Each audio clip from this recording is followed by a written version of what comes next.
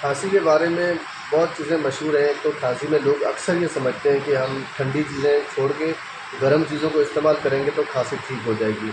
ऐसा नहीं है। आपको पता है खांसी 3 तरह की होती है और उनमें से आज मैं जो दूसरे नंबर की खांसी है उसके ऊपर मैं आपको बताने वाला हूँ, नुस्खा भी बताऊँगा।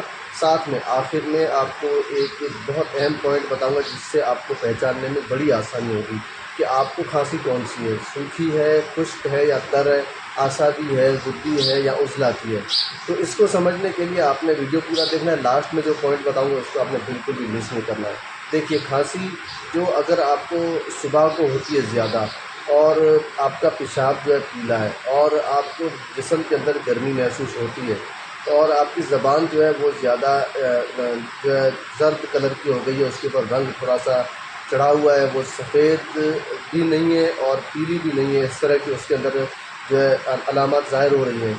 तो आप समझ लें कि आपको यकीनन जो है ना ये खांसी जो होती है ये गर्मी की खांसी है। इसमें खुराक क्या खानी है ये भी मैं आपको बताता हूँ, लेकिन इससे पहले इसकी सबसे बड़ी अलामत ये है कि आपको ये खांसी जो है ये सुबह को बहुत ज़्यादा होती है। सुबह को होती है और सुबह को इससे बलगम बहुत ज़्यादा खारिज होते हैं और फिर लोग क्या करते हैं कि इसके अंदर जो है ना गर्म चीज़ें इस्तेमाल करना शुरू कर देते हैं। हालाँकि इससे कोई फ़ायदा नहीं होता। आपने इसके अंदर 1 नंबर और 6 नंबर ये कानून मुफ़रत आज़ा के हिसाब से बता रहा हूँ, मतलब आपने वो चीज़ें इस्तेमाल करनी है जो ठंडी है।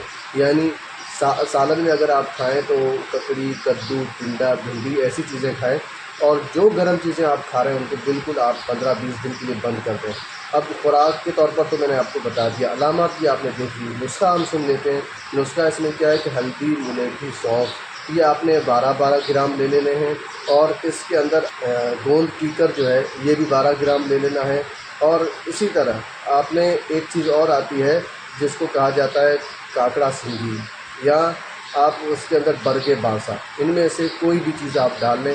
इसको भी आपने 12 ग्राम डाल लेना, अच्छी तरह पीस लें। आधी चमची दिन में 3 बार खा लें और आपकी खांसी देखते ही देखते कुछ ही दिनों के अंदर ठीक हो जाएगी। बहुत बहुत शुक्रिया। ऐसी